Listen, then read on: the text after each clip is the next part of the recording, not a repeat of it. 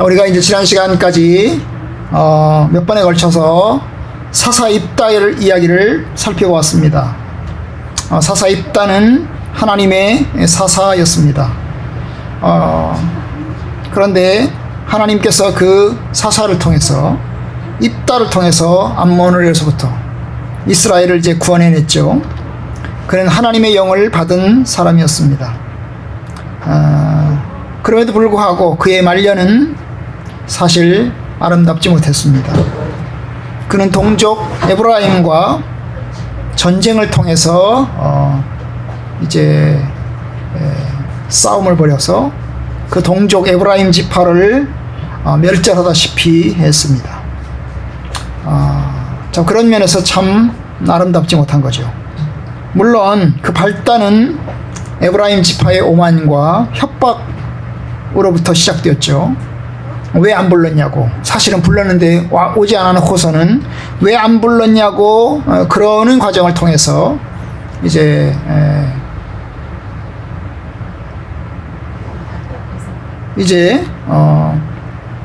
아름답지 못한 결과들을 가져왔던 것입니다. 어쨌든 입다 이야기는 우리에게 참 슬프고 또 안타까운 이야기를 가져다 줍니다. 오늘 이제 우리가 또 살펴볼 텐데요. 입다의 이야기를 이어지는 이제 세 명의 사사, 바로 소사사입니다. 사람들이 많은, 인생이 많은, 그리고 이제 영향력이 큰, 그리고 이제 본문의 길이가 긴 그런 대사사가 아니라 이제 소사사, 짧죠, 그죠? 한 사람의 이야기가 2절, 3절 이렇게 짧습니다. 그런 이제 소사의 이야기를 우리가 보고자 합니다. 그런데 이제 우리가 이제 사사기서를 통해서 볼 수 있는 게 뭐냐면 대사사가 6명이고 소사사가 이제 6명입니다. 12명의 이야기가 나오는데요. 소사사의 그 배열은 1, 2, 3 이렇게 돼 있어요. 처음에 이제 소사사가 1명이 나오고요. 그 다음에 중간에 2명이 나오고요. 그 다음에 이번에 3명이 나와요. 3명이 연속해서 쭉 같이 나와요.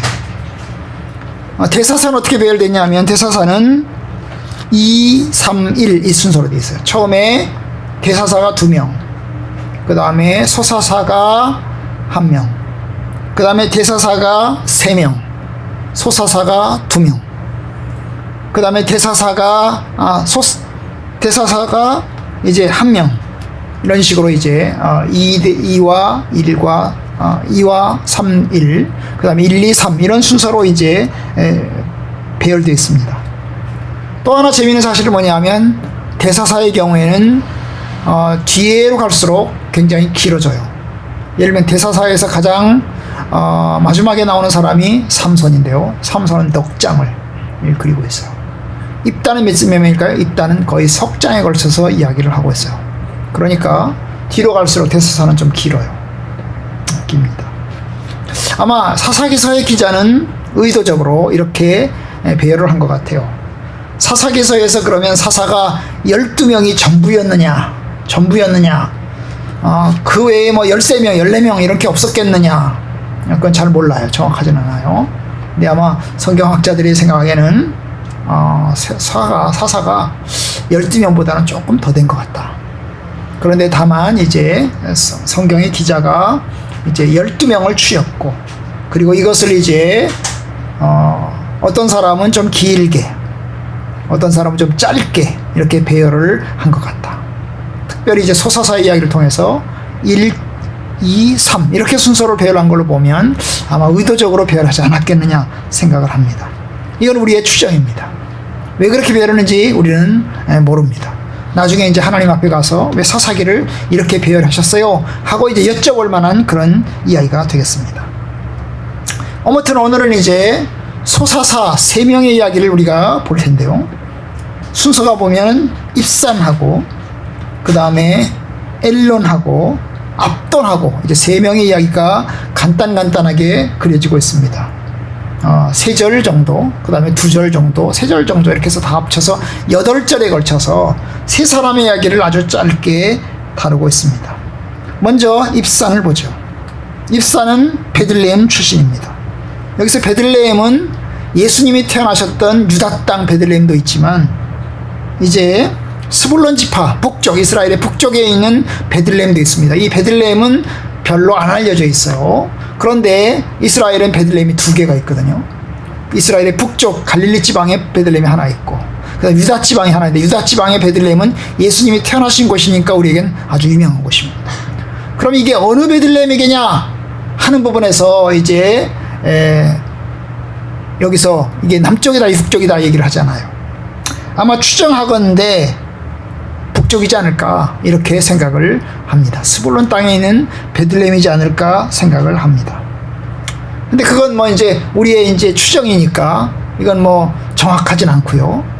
근데 이 입산이라는 사람은 오늘 특이한 사항, 더 특이할 사항은 뭡니까? 그 사람이 자식을 여러 명 뒀다는 거예요. 아들이 몇 명? 30명. 딸이 몇 명? 30명. 합쳐서 몇 명? 60명의 자녀를 뒀다는 거예요. 아들이 30명, 딸이 30명. 60명의 자식을 뒀어요. 부인이 몇 명? 부인은 여기 나와 있지 않아요. 그죠? 부인 나와 있잖아요. 한 명이겠어요? 아니죠. 한 10명이 넘을 겁니다. 부인이 10명이 넘을 거예요. 그럼 이 사람은 부자이겠죠. 그죠? 권력도 누렸을 것입니다. 사사라고 하는 권력을 가지고 있으면서 동시에 부인을 여러 명, 10명 이상 둘 수 있는 그런 권력을 가졌습니다. 그런데 그 사람은 어땠어요? 그런데 이걸 어떻게 했어요? 그 사람의 딸들, 그 사람의 아들들을 이제 어떻게 결혼을 시켰느냐 하고 이야기를 하고 있는데, 밖으로 시집 보냈고, 그 다음에 밖에서 데려왔다 이런 얘기예요. 밖으로 시집 보냈고 밖에서 데려왔다. 그러니까 딸들은 밖으로 시집 보냈고, 그 다음에 며느리들은 밖에서 데려왔다는 거예요. 그럼 이 밖이 무슨 밖이겠어요? 이스라엘 나라 밖일까요? 아니면 자기의 일가 친척 혹은 지파의 밖일까요? 그것도 잘 몰라요. 그죠? 잘 몰라요. 아마 이제 영어 성경이나 이런 데를 보면 아마 일가 친척, 자기 친척 바뀌지 않을까 이렇게 생각을 합니다. 일가 친척 바뀌지 않을까. 물론 이제 이스라엘 사람들은 일가끼리도 결혼을 가끔씩 했어요. 특별히 왕족들은 일가 친척들끼리도 결혼을 시켰어요. 그런데 이 사람은 자기 친척들 중에서 결혼을 시키지 않고 어땠다고요? 다 밖으로 시집 보내고 밖에서 데려왔다는 것입니다. 이게 이제 아주 독특한 점이죠. 그러면 이 사람이 밖에서 사돈을 맺었잖아요. 60명의 자식들을 이제 시집 보내고 그 다음에 데려오는 과정에서 밖에서 이제 관계를 맺어가지고 이제 데려왔다는 거예요. 이게 뭘 의미하죠?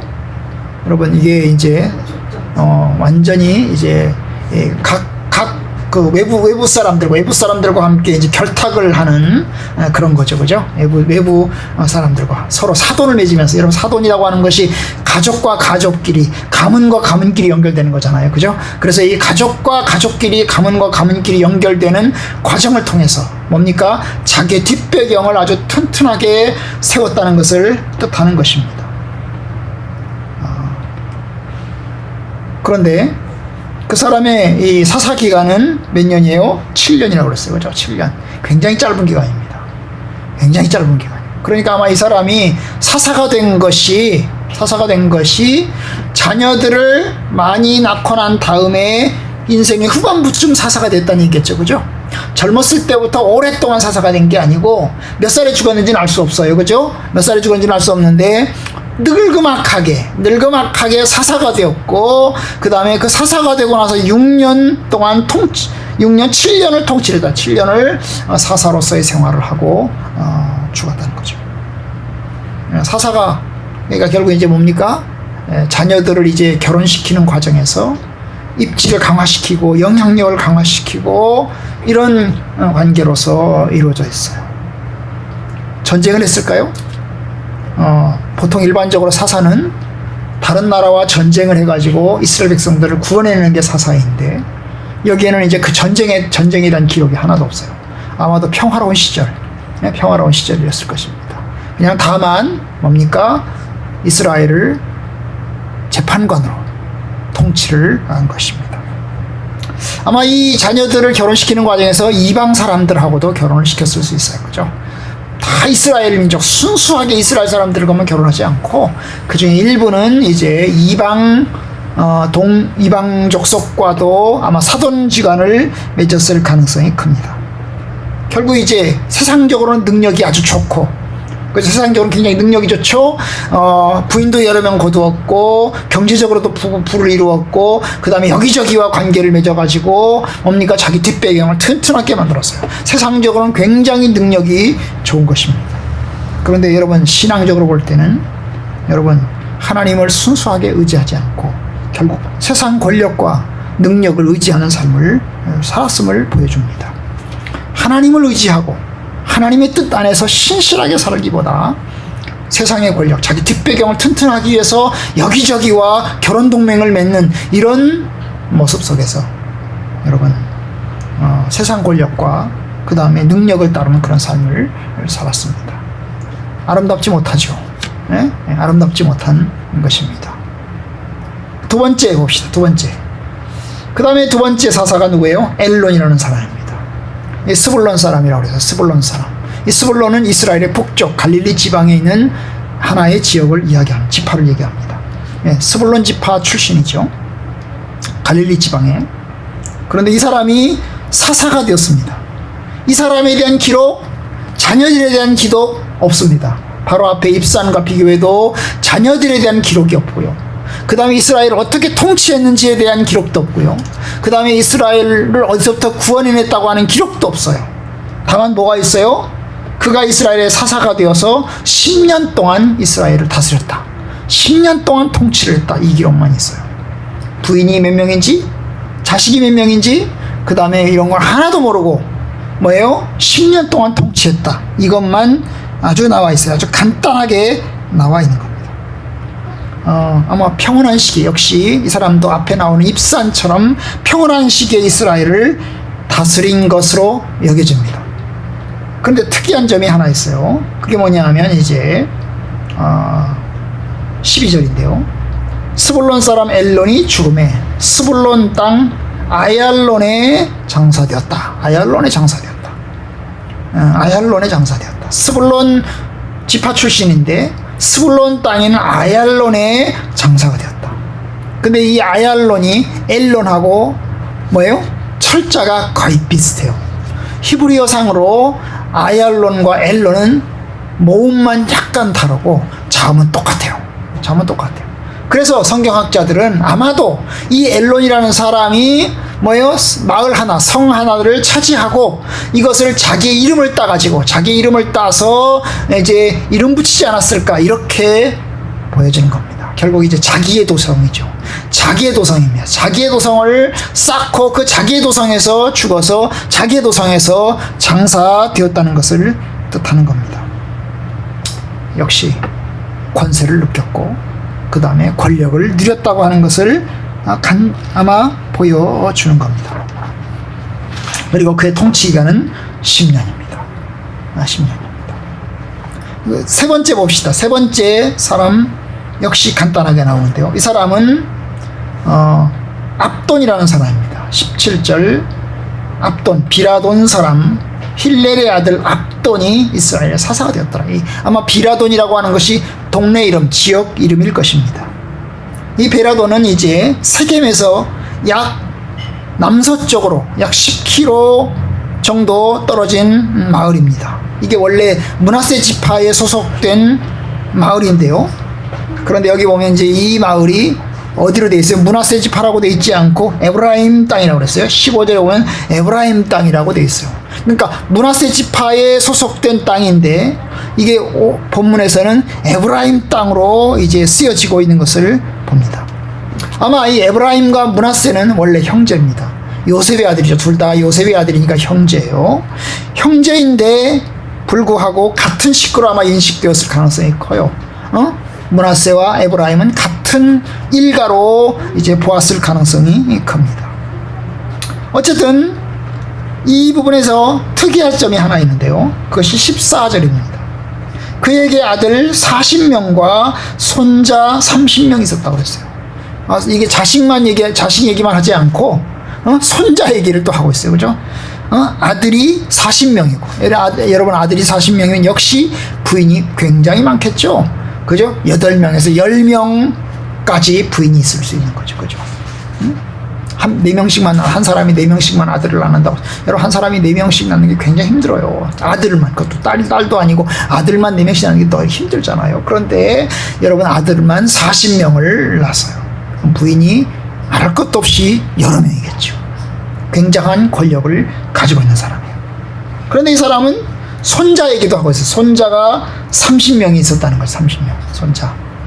그런데 특이할 게 뭐예요? 이 아들과 손자들을 위해서 뭘 줬어요? 나귀 70명 마리를 한 마리씩 각각 사준 거죠. 여러분, 이 나귀가 요즘으로 말하면 벤츠 자동차 비슷한 거죠. 그죠? 각 자식들한테 벤츠 자동차를 한 대씩 다 사준 거랑 똑같은 거예요. 아들, 손자들한테. 굉장한 부자죠. 여러분, 그 당시 사람들 다 걸어 다녔는데 이 나귀를 한 마리씩 사줬다는 거죠. 굉장한 부자예요. 굉장한 부자. 엄청난 재벌이죠. 재벌입니다. 그러니까 부인도 여러 명이고, 그리고 경제적인 능력도 아주 뛰어난 그런 사람입니다. 이 사람 통치기간, 사사기간은 몇 년? 8년이라고 했어요. 8년. 짧습니다. 앞에 나오는 사람들과 비슷해요. 7년, 10년, 8년 이렇게 돼 있잖아요. 그죠? 그래서 기간은 짧아요. 아마 이 사람도 역시 늙음악하게 사사가 되었던 것이죠. 그죠? 늙음악하게. 왜냐하면 자식들과 손주들까지 보면서 그들에게 나귀를 사줄 정도면 늙음악하게 60이나, 그죠? 60이나 늙음악하게 사사가 되었을 겁니다. 그리고 사사 기간은 이제 짧게 8년을 지냈어요. 그죠? 8년을 지냈습니다.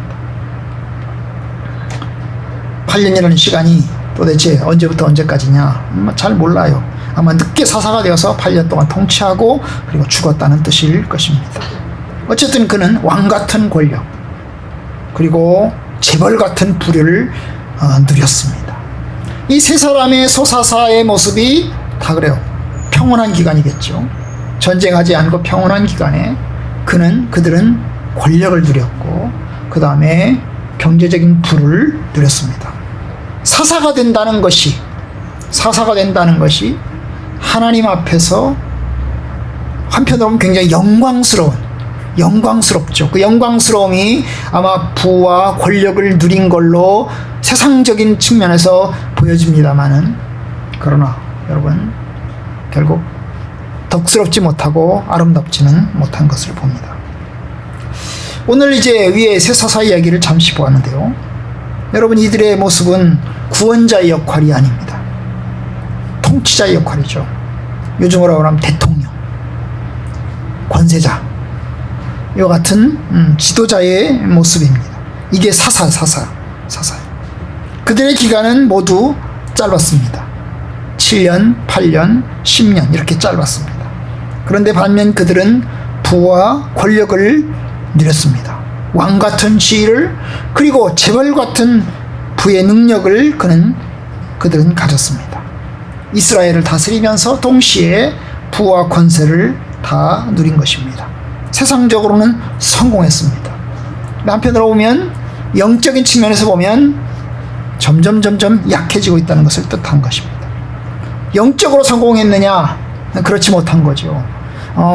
영적인 측면에서는 점점 이스라엘의 역사는 점점 쇠락해져 가고 있는 것입니다. 아시는 것처럼 우리가 앞에 나오는 사사들의 이야기를 통해서 보면 아시겠지만, 전부 다 영적인 측면에서는 다 문제를 가지고 있는 겁니다. 기드온도 그렇고요. 여러분, 입다도 그렇고요. 이 사사기서에 나오는 사람 중에서 12명의 사사들 가운데서 그나마 괜찮은 사람은 가장 첫 번째 사사였어요. 누구죠? 엘리웃이라는 사람. 엘리웃이라는 사람 한 사람만 그나마 괜찮은 사람이었지, 나머지는 다 연약한 문제들을 다 가지고 있었습니다. 그런데 그게 뭐냐면 뒤로 갈수록 문제가 더 확대되고 심화되고 커져갑니다.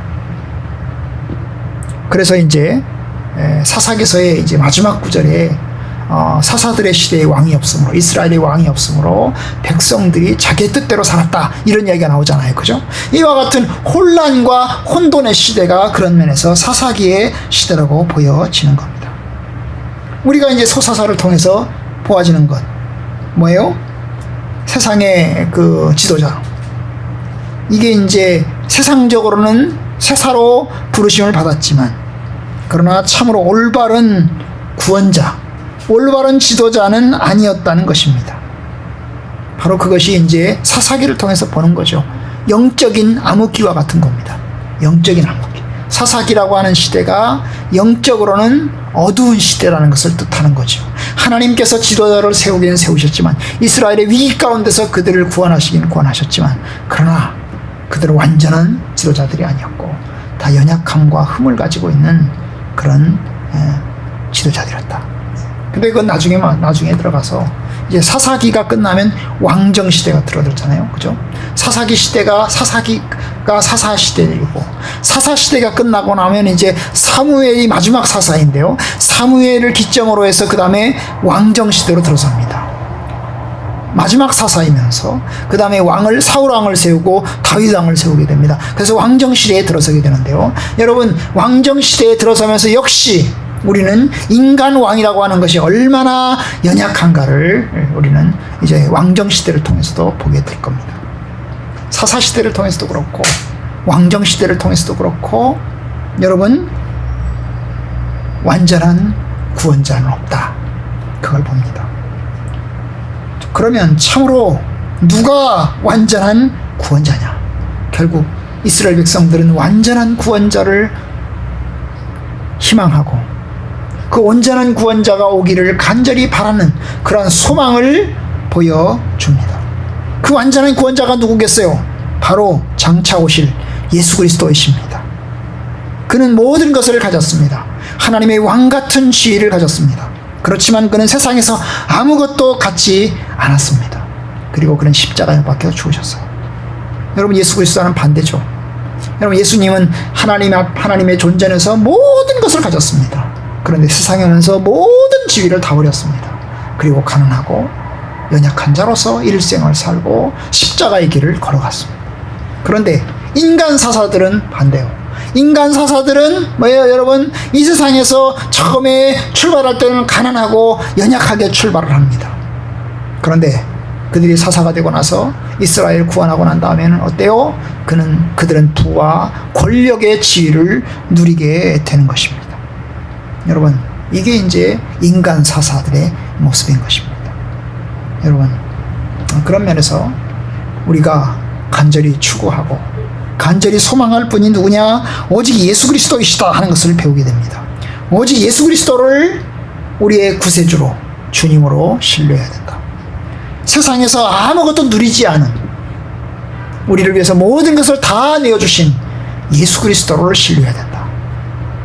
그러면서 여러분, 인간 지도자는 세상에서 그래도 조금 더 누리려고 합니다. 조금 더 가지려고 합니다. 어떤 의미에서 이제 세상 지도자들은 우리가 결혼이라는 걸 하잖아요. 결혼이라는 걸 하게 되면 자녀를 두고 그 자녀들을 책임져야 되고 또 가정도 살려야 되고, 이러다 보니까 여러분, 세상에서 안정을 가지려고 합니다. 만약에 그렇지 않으려면 어떻게 해야 되죠? 결혼하지 말아야 되는 거죠. 독신으로 살아야 되는 것입니다. 독신으로 살면서 아무것도 책임지지 않고 그냥 자기 혼자 그냥 지낸다면 아마 가난한 채로 살아도 괜찮을 것입니다. 어떤 믿음의 사람들은 그가 죽을 때 가진 것이라고는 조그마한 음식, 그 다음에 조그마한 책상 하나, 조그마한 성경책 하나 남겨놓고 돌아가셨다는 이야기를 종종 듣습니다.